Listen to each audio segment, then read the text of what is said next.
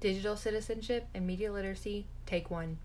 Let's talk about digital citizenship and media literacy. You're probably thinking, what is that? I'm glad you asked. I, too, did not know what it meant until today. So basically, digital citizenship is your interactions with the internet and its many addresses.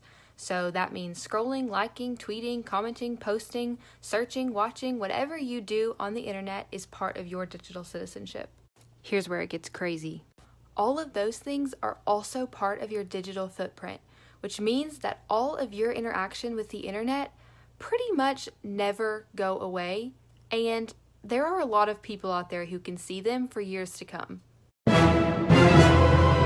And that is why it's so important for teachers to inform their students about how to make responsible decisions online so that their actions don't lead to a funeral for their academics or their career.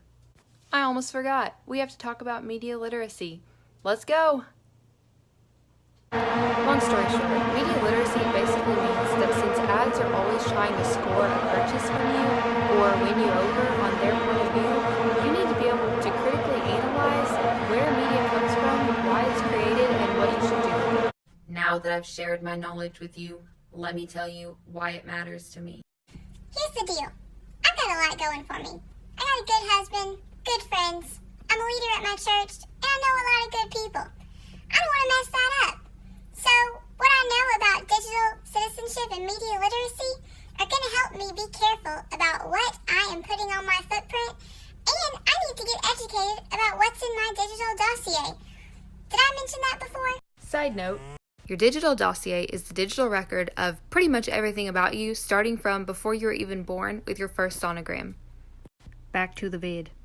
This information is also really important to me as a teacher because I don't want my employers, my students, parents, and even colleagues seeing things online that misrepresent who I am and the kind of educator that I want to be. Not to mention, it's a call to action for me. Even as a pre-service teacher, I should go ahead and get educated on how to tell my students about digital citizenship, media literacy, their online footprint, and their digital dossier so that they can be careful in the choices that they're making. So here's some hot ideas for incorporating media literacy and digital citizenship into my classroom. So one thing I want to do to help my learners become positive and responsible and encouraging online is to possibly do some kind of social media commenting project where at the end of the semester they could be responsible for turning in screenshots of X amount of positive comments that they've left on social media. And something else could be, especially for a social studies class, I could use debate time to take advantage of technology and make those debates into discussion boards where students are respectfully discussing a few different outlooks on the same problem. I also think it would be so cool to create a culture where students are really used to analyzing the media that they come in contact with. So for a classroom, I would definitely want to post the 5 questions and 5 thoughts that we learned about in my classroom so that students could easily refer back to them. And then I would also want to remind them of the procedures for analyzing media whenever we're about to do a big project or something that requires a lot of media. And something that would be really cool would be to offer students bonus questions or bonus opportunities if they bring in their own critical examination of some kind of media. So let's say they see an ad online. If they wanted to pull up their 5 questions and fill out each of those and come to a conclusion about the media and then turn it in, that could be an opportunity for them to get bonus points.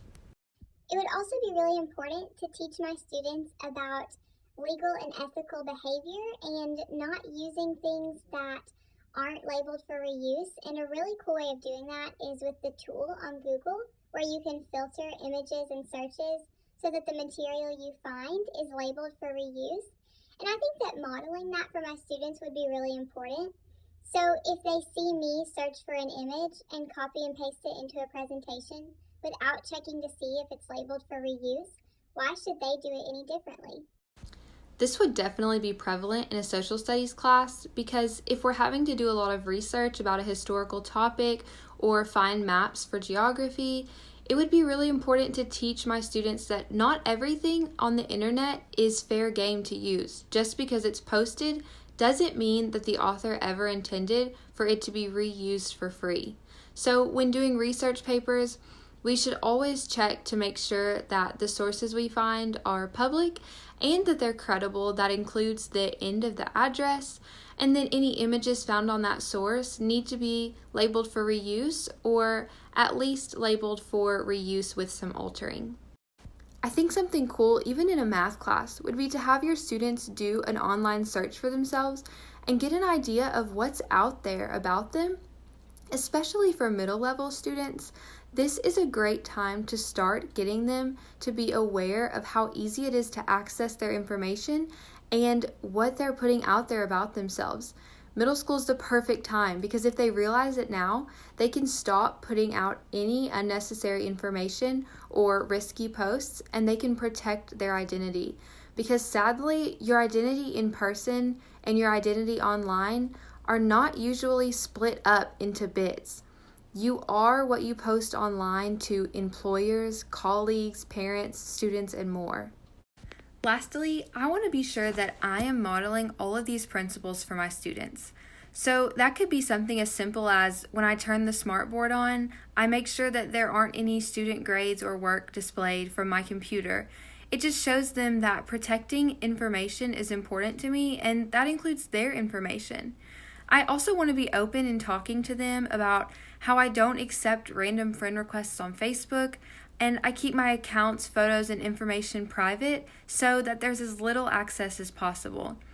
I think that it's really important for teachers to be willing to answer their students' questions about keeping their information safe and about being positive, encouraging digital citizens that can really help change the culture of whatever internet site that they're on. I love the idea of teaching my students about digital citizenship and media literacy. I hope you learned something from this video and that you're inspired to teach your students something new.